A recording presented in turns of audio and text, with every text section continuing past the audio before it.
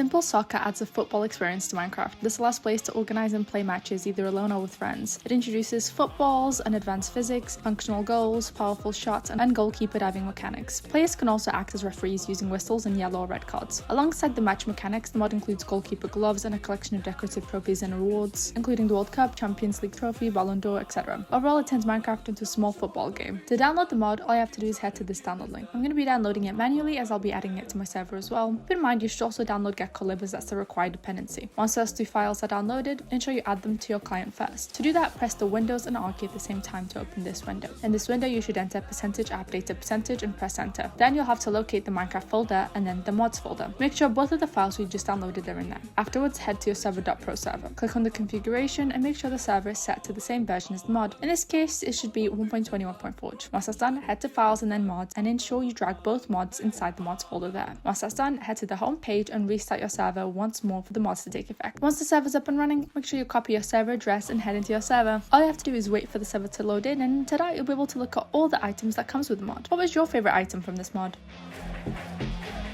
Thank you so much for watching. I hope you enjoyed this video. If you want to play more multiplayer games with your friends, you can go ahead and check out Server.pro.